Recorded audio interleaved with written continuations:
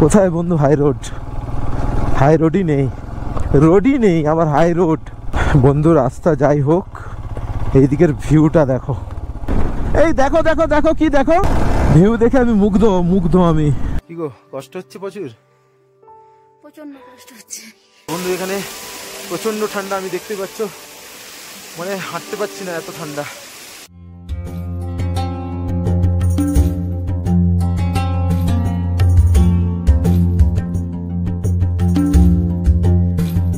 মানে জাস্ট এখানে এসে মনে অনেকটা শান্তি পেলাম।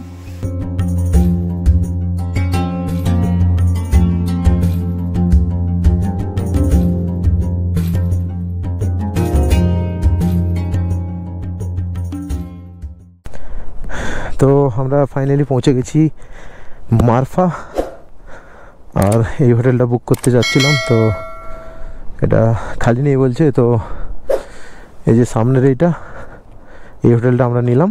তো চলো গাড়ি থেকে লাগেজগুলো নামিয়ে আমরা বেরিয়ে যাব মুক্তিনাথের উদ্দেশ্যে।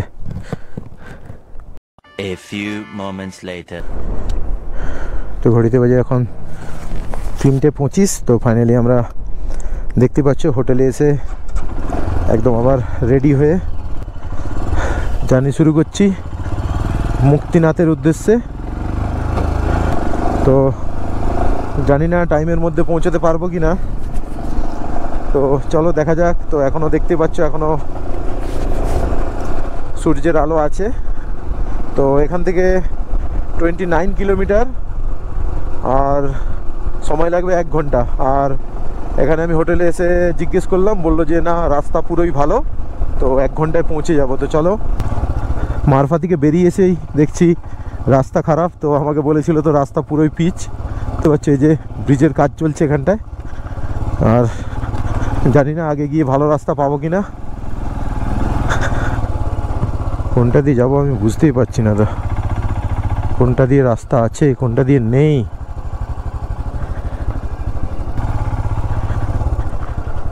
দেখো বন্ধু, এখানে এই তো এরকম রাস্তা বন্ধু, প্রায় 3-4 কিলোমিটার চলে এলাম, তো এখনো কোনো ভালো রাস্তার বাড়াই নেই। তো মনে হচ্ছে এদের কাছে এটাই হাই রোড, এটাই ভালো রাস্তা, এটাই পিচ রাস্তা। তো জানি না বন্ধু, নতুন নতুন এক্সপিরিয়েন্স করছি। তো এখানের মানুষ তো যাকেই জিজ্ঞেস করছি সেই বলছে হ্যাঁ ভালো রাস্তা, কাউকে বলতে শুনছি না যে হ্যাঁ খারাপ রাস্তা। বন্ধু রাস্তা যাই হোক, এইদিকের ভিউটা দেখো কি অসাধারণ লাগছে। কোথায় বন্ধু হাই রোড? হাই রোডই নেই আবার হাই রোড।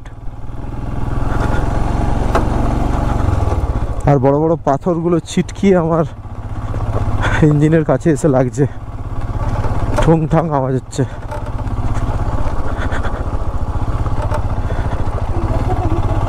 এই রাস্তাটাই এই তো, এই গাড়িগুলোই তো এই দিক দিয়ে আসছে, তো এই রাস্তাটাই হবে। তো দেখতেই পাচ্ছ মুক্তিনাথ যাওয়ার রাস্তা কেমন। আর রাস্তা তো খারাপ, তার উপরে আবার প্রচণ্ড ঠান্ডা হাওয়া দিচ্ছে। তো জাস্ট দেখতে পাচ্ছ এই যে সূর্যটা, কিছুক্ষণের মধ্যেই সূর্যটা ডুবে যাবে। জানি না টাইমে পৌঁছাতে পারবো কি না। তো সূর্যটা ডুবে গেলে এখানে কিন্তু কনকনে ঠান্ডা হবে। এখনই প্রচণ্ড দেখতে পাচ্ছ, প্রচণ্ড ধুলো উড়ছে, ঠান্ডা হাওয়া।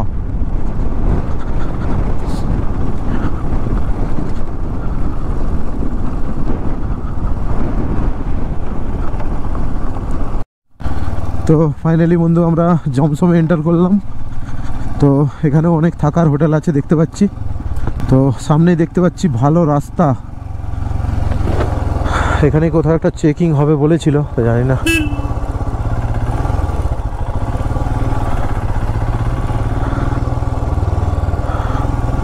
তো হেঁটে দেখতে পাচ্ছ জমসম শহর। তো এখান থেকেই মনে হচ্ছে ভালো রাস্তা শুরু। লাস্ট অবধি আমরা ভালো রাস্তা পেয়ে গেছি বন্ধু।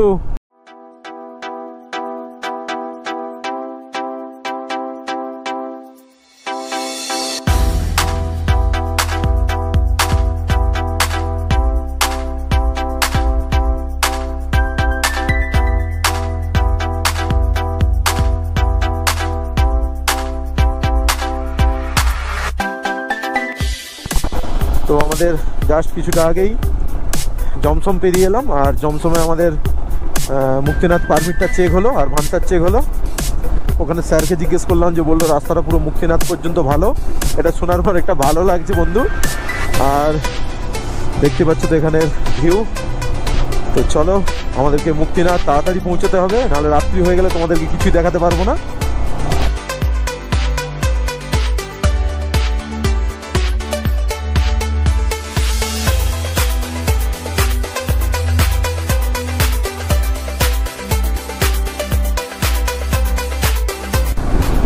আর এই যে রাস্তাটায় যাচ্ছি, এই রাস্তাটার নাম মুক্তিনাথ সড়ক। ওই রাস্তাটা দিয়ে আমরা ঘুরে ঘুরে ওই উপর দিয়ে উঠবো। তো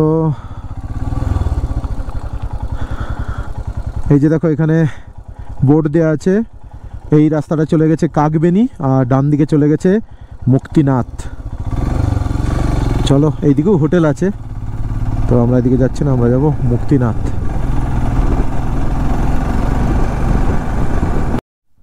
তো দেখতে পাচ্ছ এখানে বোর্ড দেওয়া আছে, সোজা গেলেই মুক্তিনাথ। তো চলো, আমরা আরো উপরে উঠতে চলেছি।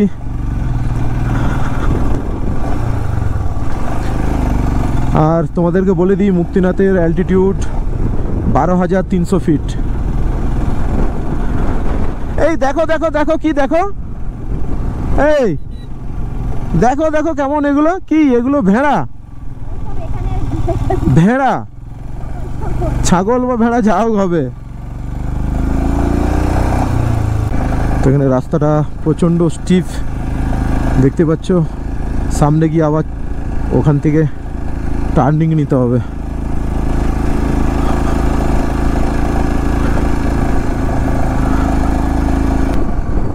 আর এই যে রাস্তা দেখো, এখান থেকে প্রচন্ড জোরে হাওয়া দিচ্ছে, এমন হাওয়া দিচ্ছে মনে হয় যেন উড়ে যাব আমি। হ্যাঁ, যাবো তো।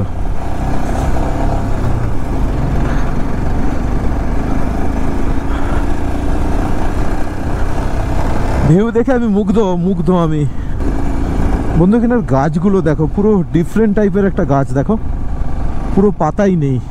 দেখেছি এগুলো পাতা থাকলে খুব সুন্দর দেখতে লাগে। তো আমরা ফাইনালি কাছাকাছি চলে এসেছি, আর 4 কিলোমিটার।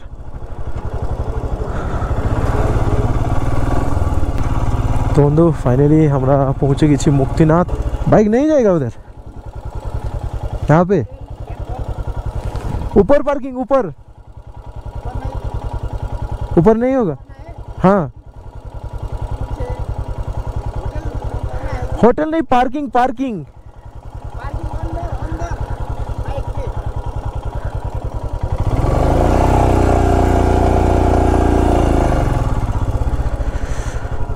তো চলো, তো দেখতে পাচ্ছ ফাইনালি আমরা মুক্তিনাথ টেম্পল এসে গেছি। তো বাইকটা এখানে দাঁড় করিয়ে দিই, তারপর এখান থেকে আমাদের সিঁড়ি দিয়ে উপরে যেতে হবে। তো দেখতেই পাচ্ছ আমাদের অ্যাডভেঞ্চার বাইকের কি লুক, পুরো আবার ধুলো মাটি মেখে একাকার হয়ে গেছে। তো ফাইনালি আমরা দেখতে পাচ্ছ চলে এসেছি, এই যে পেছনে সিঁড়ি, তো সিঁড়ি দিয়ে আমাদের উপরে উঠতে হবে। আর এই যে পেছনেই দোকান সামনে দেখতে পাচ্ছ, তো এখানে আমরা পুজোর জিনিস নিয়ে নিচ্ছি। তো এই যে পুজোর জিনিস নিয়ে নিলাম। তো চলো আমরা উপরে যাবো। ভাই কিতনা সিঁড়ি है? सीढ़ी 325 सीढ़ी 325 325 यस। তো চলো 325টা সিঁড়ি দিয়ে আমাদের এখন উপরে যেতে হবে।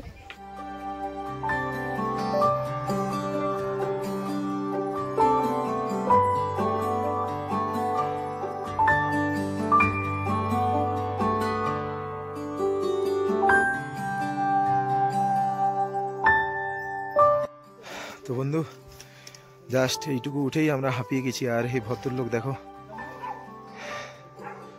কিভাবে কষ্ট করে উঠেছিল। তো সবই বাবার ভক্তি, তো ভক্তিতেই এখানে আসা। কি হলো, অসুবিধা হচ্ছে? চলো আস্তে আস্তে যাই। কি গো, কষ্ট হচ্ছে?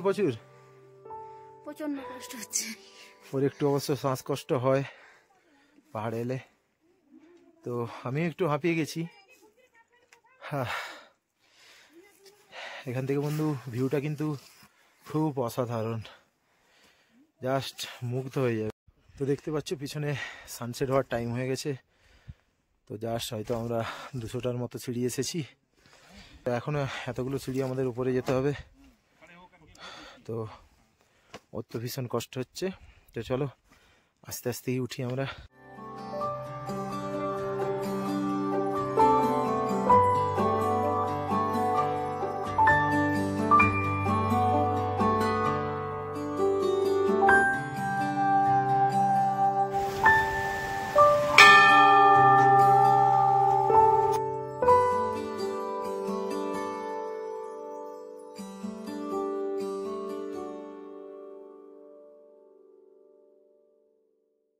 তো ফাইনালি এখন বাজে 5:30, আর দেখতে পাচ্ছ আমরা মন্দিরের সামনে চলে এসেছি।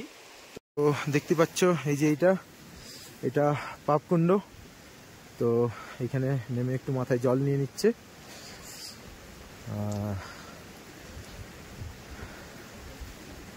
আর ওটা হচ্ছে পূর্ণকুণ্ড, এটা পাপকুণ্ড, এটা পূর্ণকুণ্ড।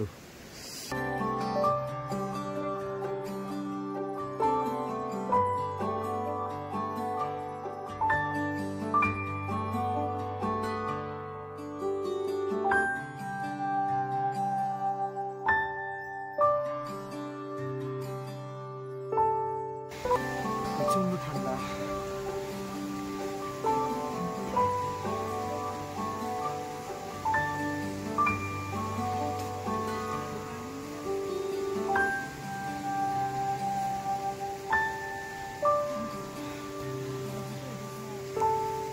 তো বন্ধু এখানে প্রচন্ড ঠান্ডা, আমি দেখতে পাচ্ছ মানে হাঁটতে পারছি না, এত ঠান্ডা। ওখানে ভেতরে ক্যামেরা অ্যালাউ নেই। তো চলো তাড়াতাড়ি করে আমরা পুজোটা দিয়ে নিই।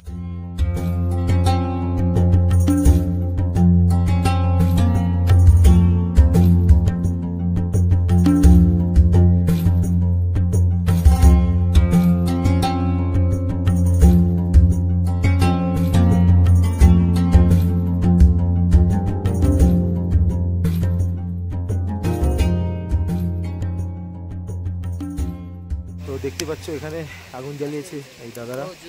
তো একটু হাত টাত পাটাগুলো সেঁকে নিচ্ছি, প্রচন্ড ঠান্ডা বন্ধু এখানে।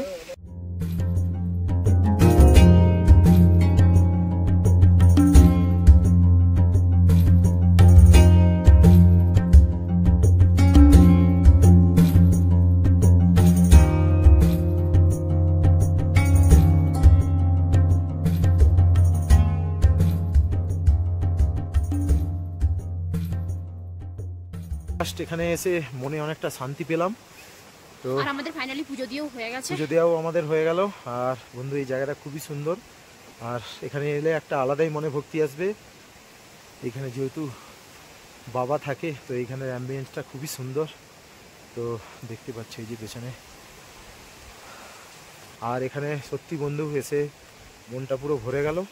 সন্ধে তো হয়ে গেছে, এখন ঘড়িতে বাজে 6টা। এখানে প্রচণ্ড ঠান্ডা পড়ে, রাত্রিতে প্রায় -10 পর্যন্ত চলে যায়। তো চলো, তো আর ভিডিও বানাচ্ছি না, একদম হোটেলে গিয়ে তোমাদের সাথে কথা হচ্ছে।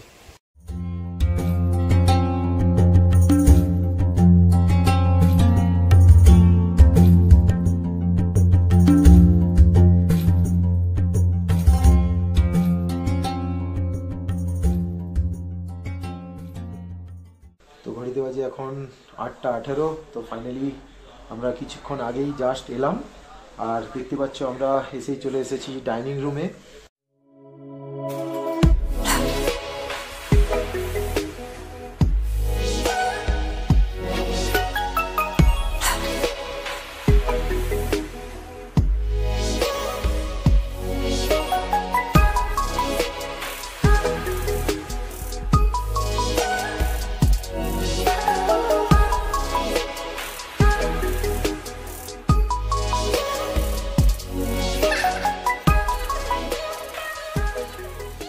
দেখতে পাচ্ছ আমাদের খাবার এসে গেছে, একদম গরম গরম চিকেন থালি। তো চলো, প্রচন্ড খিদে লেগে গেছে। তো খাওয়ার পর তোমাদের সাথে কথা হচ্ছে রুমে গিয়ে।